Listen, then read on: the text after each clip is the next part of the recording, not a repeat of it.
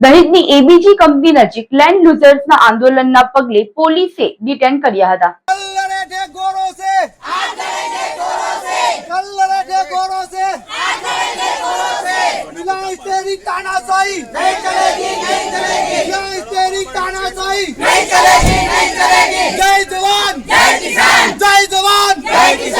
हम हमारा हक मांगे।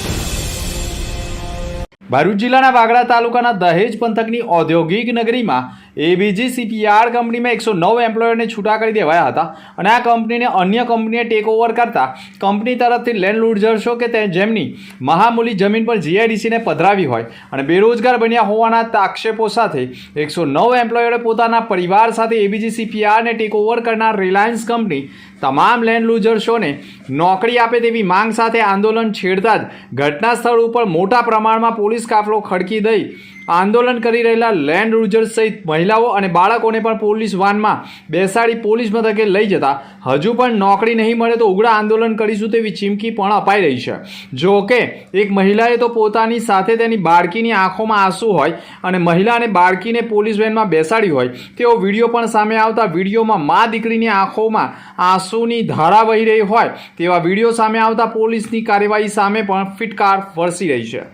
મારું નામ રચના પટેલ છે।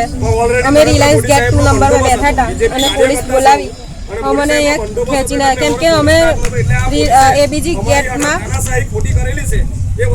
કેમ આજે બેસવાનું થયું તમારે રિલાયન્સ ગેટ ઉપર?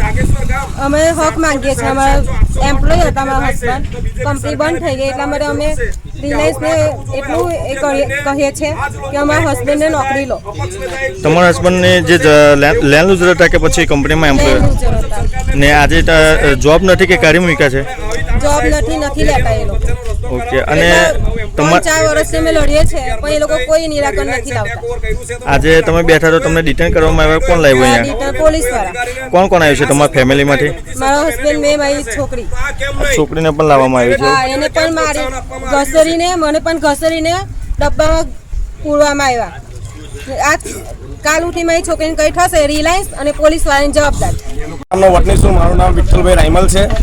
મારા ગામના એબીજી સીપીઆરની અંદર 109 એમ્પ્લોય હતા। રિલાયન્સે ટેક ઓવર કર્યું છે ને રિલાયન્સની અંદર સમાવેશ કરવો જોઈએ તો રિલાયન્સ કંપની આજ દિન સુધી કોઈ જવાબ આપવા તૈયાર નહીં। છેલ્લા 6 મહિના 2 વર્ષથી આવી જ રીતના આજે કરીશું કાલે કરીશું, વચ્ચે પોલીસની તારીખ નક્કી થઈ કે ભાઈ 29 તારીખે પોલીસે એવું કીધું કે મને 3જી તારીખ આપો। 3જી તારીખે વાત થઈ તો કે 5 તારીખ આપો। 5 તારીખે વાત થઈ તો કે હવે મારા હાથમાં નહીં, એ લોકો તમને તમારે જેવી રીતના કરવું હોય એવી રીતના કરી શકો। એટલે અમે આજે રસ્તા રોકો આંદોલન કર્યું તો અમને ડિટેન કરવામાં આવ્યા છે। આ એકદમ તાનાશાહી છે પોલીસની ને આવી રીતના પોલીસે કાર્ય કરવું જ ના જોવે। આ જે કાર્ય કરી રહ્યા છે એ પ્રાઇવેટ કંપનીઓને કેમ સપોર્ટ કરી રહ્યા છે એ ખબર પડતી નહીં અમને।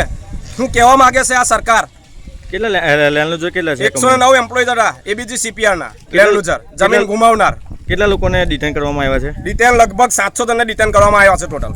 નાના બાળકોને પણ લાવવામાં નાના આવ્યા છે? છોકરાઓને બી વર્ષ 2 વર્ષ 3 વર્ષ 4 વર્ષના છોકરાઓને બી ડિટેન કરવામાં આવ્યા છે। કઈ ગાડીમાં લાવવામાં આવ્યા છે? પોલીસની વાનમાં લઈને આવવામાં આવેલા છે। એમની જે મહિલાઓને લેવામાં આવી તો એમની સાથે મહિલા પોલીસ મહિલાઓની હાથે તો એકદમ ગેરવર્તન કર્યું છે લેડીઝ પોલીસે।